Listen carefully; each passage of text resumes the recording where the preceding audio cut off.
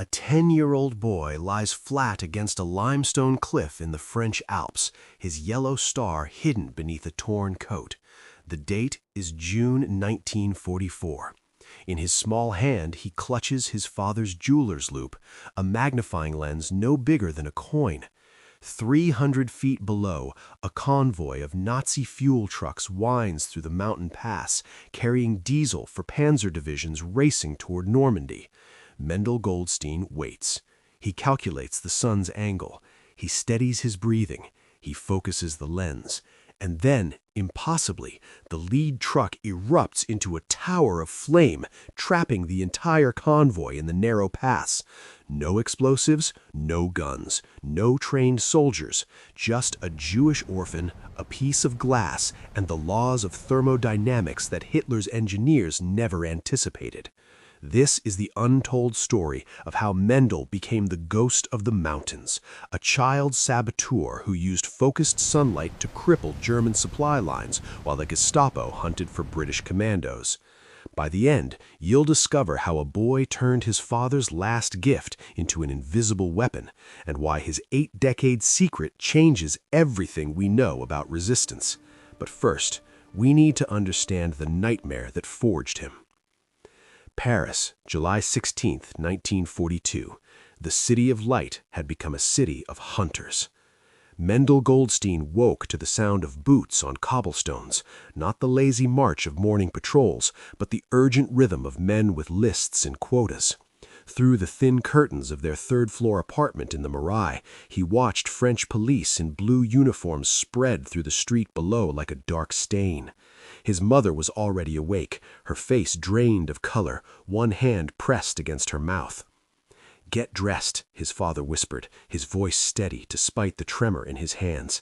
"Everything you own, layer it, now." The banging started before Mendel finished buttoning his second shirt. 3 thunderous strikes that made the door shudder in its frame. His father was already moving, pressing something small and cold into Mendel's palm, the jeweler's loupe he used for examining diamonds. "Hide this. Never lose it. It's worth more than you know." What happened next collapsed into fragments, his mother kissing his forehead, her tears hot against his skin. His father arguing in the hallway, his voice rising, the yellow stars they wore on their coats suddenly bright as targets. The buses waiting at the Velodrome d'Hiver, packed with families who still believed they were being relocated for work. But Mendel didn't board those buses. In the chaos of the roundup, a neighbor, Madame Beaumont, who'd never spoken to them before, grabbed his arm and shoved him into her apartment. "Your parents asked me to take you if this day came," she lied, or perhaps didn't. Mendel never learned the truth. She cut the star from his coat with kitchen scissors, dyed his hair darker with walnut paste, and gave him a new name, Michel Bertrand, her nephew from Lyon. For 3 weeks he lived in her closet, emerging only at night to eat stale bread and learn his false history. She coached him on Catholic prayers he'd never spoken, taught him to cross himself, to answer questions about a childhood he'd never lived.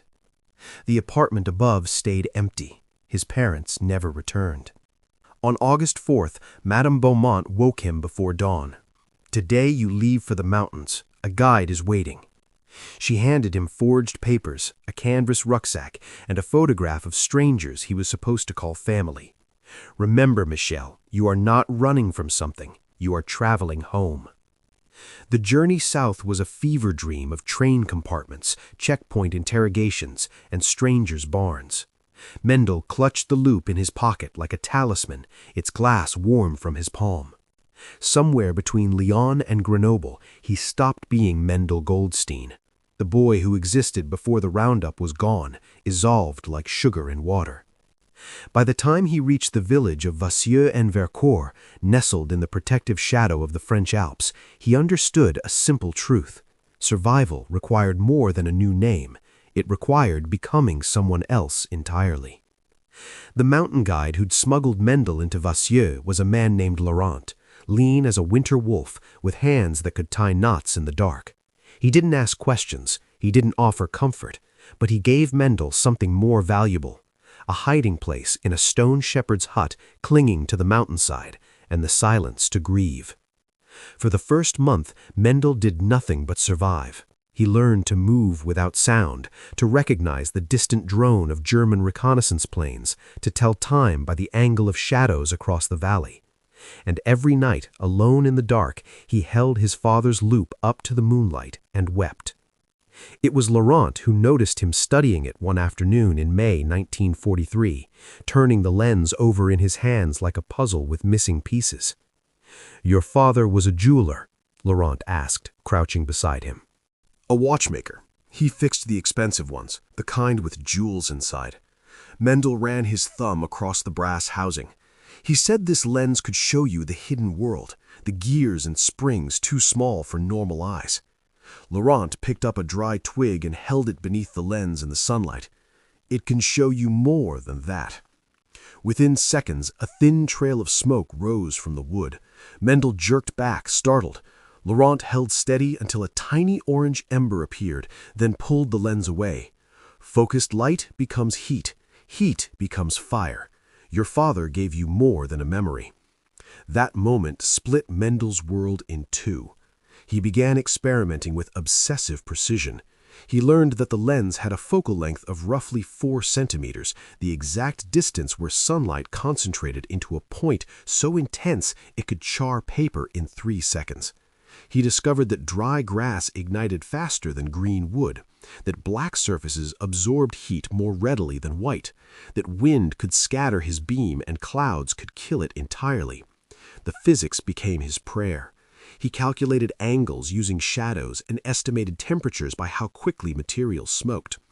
When Laurent brought back a German fuel canister abandoned near the road, its contents long drained but its rubber seal intact, Mendel spent an entire afternoon focusing sunlight on the black rubber gasket until it bubbled and split.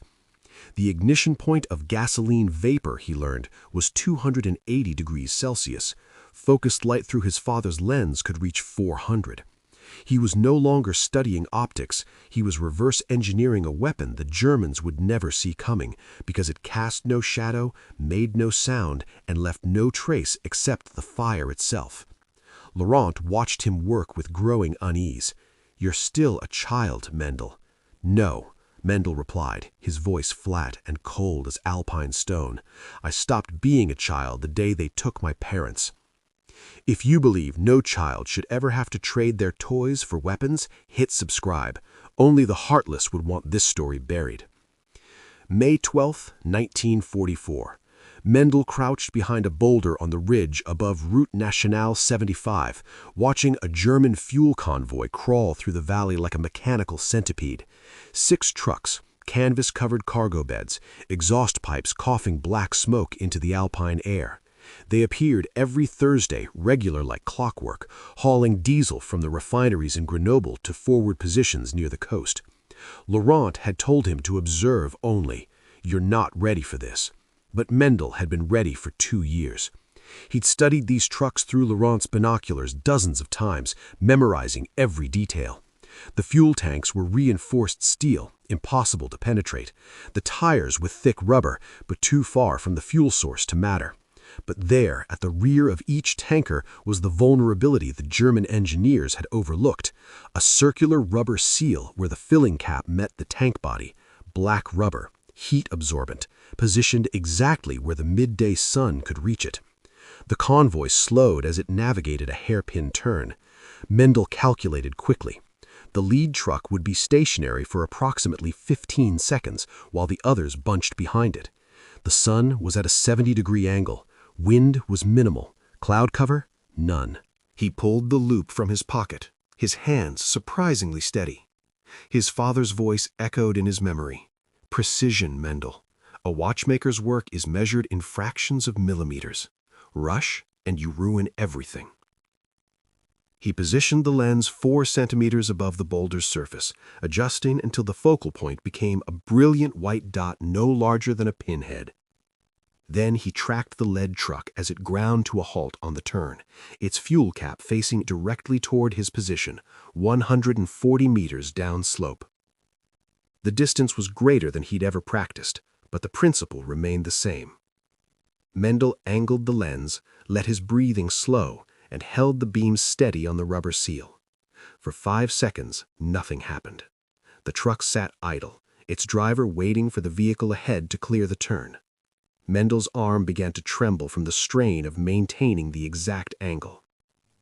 Then he saw it, a thin wisp of smoke rising from the seal. The rubber was heating, expanding, beginning to degrade. At second 8, the seal split. At second 9, gasoline vapor hissed into the open air. At second 10, the vapor met the superheated rubber and the rear of the truck erupted in a ball of orange flame that punched into the sky like a fist. The driver leaped from the cab, screaming.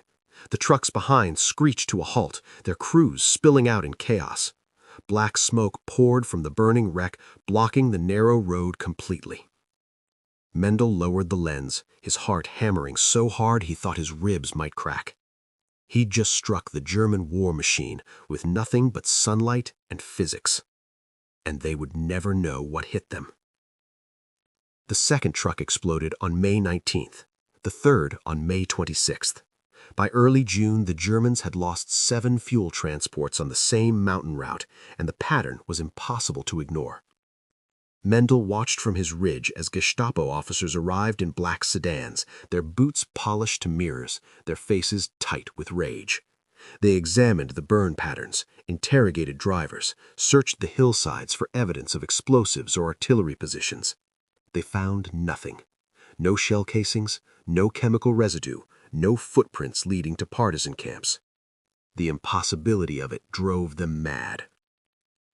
On June 8th, the reprisals began. Mendel was collecting water from the stream when he heard the screams.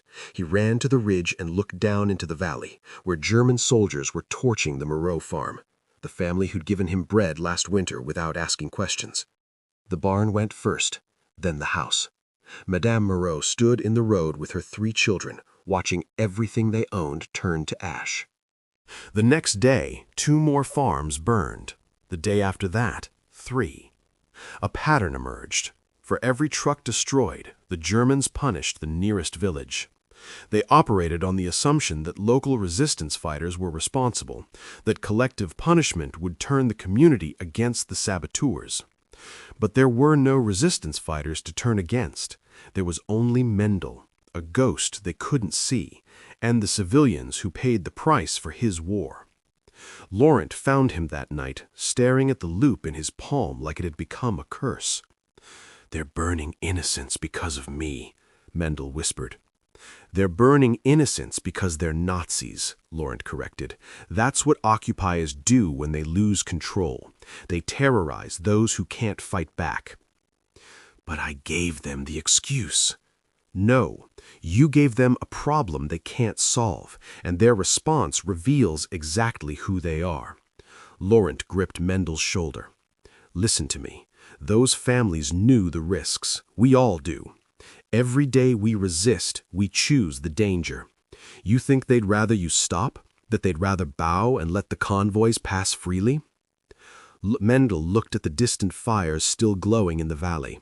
The Moreau children would sleep in a barn tonight, because of him, because of his father's lens, because he turned survival into vengeance and called it justice. "I don't know if I can keep doing this," he said. Laurent's voice was gentle but firm. "Then the Nazis win, and your parents died for nothing. Comment, 'I stand for justice,' if you believe those who target civilians are the true cowards. Don't side with the bullies." Mendel's weapon was deceptively simple, but its effectiveness relied on principles that had fascinated scientists since Archimedes allegedly set Roman ships ablaze with bronze mirrors in 212 BC. The jeweler's loop was a convex lens, thicker in the center than at the edges, designed to bend light rays inward toward a single point. When sunlight passed through it, parallel rays converged at the focal point, concentrating the sun's energy into an area thousands of times smaller than its original spread. This wasn't magic, it was geometry. The sun delivers approximately 1,000 watts of power per square meter at sea level on a clear day. Mendel's lens, with a diameter of roughly 2.5 centimeters, captured about 5 watts of that energy. But by focusing those 5 watts into a focal point measuring less than 2 millimeters across, he created an energy density capable of reaching temperatures above 400 degrees Celsius, hot enough to ignite gasoline vapor, melt rubber, and char wood in seconds. But the lens alone had limitations. At distances beyond 50 meters, atmospheric interference scattered the beam. The focal point dispersed. The heat weakened. So Mendel improvised. He discovered that by positioning a curved piece of polished metal, scavenged from a broken lantern reflector, behind a small fire, he could create a parabolic mirror that gathered even more sunlight and directed it through his lens. The principle was the same one used in solar furnaces, multiple reflective surfaces channeling light toward a single focal point, multiplying the intensity exponentially. With this setup, Mendel could maintain a concentrated beam at distances exceeding 100 meters. The parabolic reflector gathered light from a wider area, funneling it through the lens, like water through a narrowing pipe. The result was a thermal lance invisible to the naked eye, silent and utterly untraceable. The Germans searched for radio detonators, time delay fuses, incendiary chemicals. They never thought to look up. They never considered that their enemy might be weaponizing the same sun that warmed their faces during mountain patrols. Mendel understood what his enemies didn't. Technology wasn't about complexity, it was about leverage. A child with a piece of glass couldn't match a panzer division in firepower, but he didn't need to. He only needed to find the single vulnerable point, the rubber seal, the fuel cap, the spot where engineering met physics, and apply pressure with surgical precision. The Nazis had armor, artillery, and air superiority. Mendel had thermodynamics, and in the mountains of Vercors, under the unblinking eye of the sun, thermodynamics was enough. June 15, 1944. The black Citroën sedans arrived in Vassieux before dawn, their engines rumbling through the village like a death rattle. Mendel watched from the hayloft as men in leather coats stepped out, their movements precise and predatory. He recognized the insignia immediately, Gestapo, likely from Lyon, which meant Klaus Barbie's network had reached the mountains. Laurent appeared within minutes, his face ashen. They're going house to house. Everyone. They know someone here is helping the saboteur. Mendel's first instinct was to run. His second was smarter. If I run, they'll know. We hide it in plain sight. He wrapped the loop in cloth, then placed it inside a small wooden box with 3 other pieces of glass, a cracked monocle, a broken magnifying glass, a chipped prism. The box went into Laurent's coat pocket. You're a mountain guide. These are navigation tools. Old, worthless, inherited. When the Gestapo reached Laurent's cottage, Mendel was sitting at the table peeling potatoes. The officer who entered was young, barely 30, with wire-rimmed glasses that made him look more like a schoolteacher than an interrogator, but his eyes were cold calculation. "Name," he said in German-accented French. "Michel Bertrand," Mendel replied, his voice steady. He'd rehearsed this lie so many times, it had become truth. The officer studied him for a long moment, then turned to Laurent. "You guide hunters through these mountains, yes?" "I do." "Then you know every trail, every ridge, every vantage point where someone could watch the road." The officer's tone was casual, conversational. "You would notice if partisans were operating here." "I would, and I've seen nothing." The officer smiled. It didn't reach his eyes. "Then you're either blind, complicit, or lying." He gestured to his men. "Search everything." They tore through the cottage with methodical brutality. Mattresses slashed open, floorboards pried up, cupboards emptied. One soldier found the wooden box in Laurent's coat and brought it to the officer. Mendel's pulse hammered in his ears. The officer opened the box, examined each piece of glass with mild interest, then held the loop up to the window. For 3 terrible seconds, he looked through it at the mountains beyond. Then he dropped it back into the box with a dismissive snort. "Junk," he muttered, tossing the box onto the table. They left an hour later, empty-handed and furious. Mendel waited until the engines faded before allowing himself to breathe.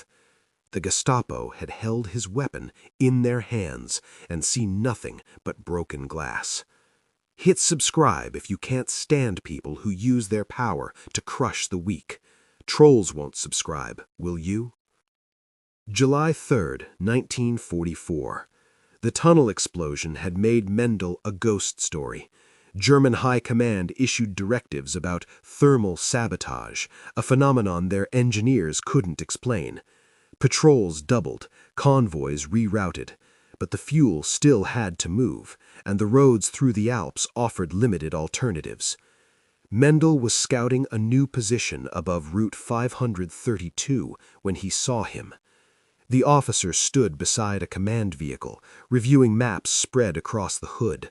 His uniform was immaculate, black tunic pressed to knife edges, silver insignia gleaming in the afternoon sun, an SS Sturmbannführer, equivalent to a major. He was orchestrating the convoy's movements, directing subordinates with sharp gestures, a man who'd risen through ranks built on efficiency and brutality. Mendel raised his binoculars. The officer's face came into focus. Sharp features, thin lips, eyes that assessed the world like a ledger to be balanced. He was perhaps 40, old enough to have children, old enough to have signed deportation orders, approved executions, looked the other way while trains left for the camps. Old enough to be responsible. The officer removed his cap, wiping sweat from his forehead. His bald head gleamed in the direct sunlight.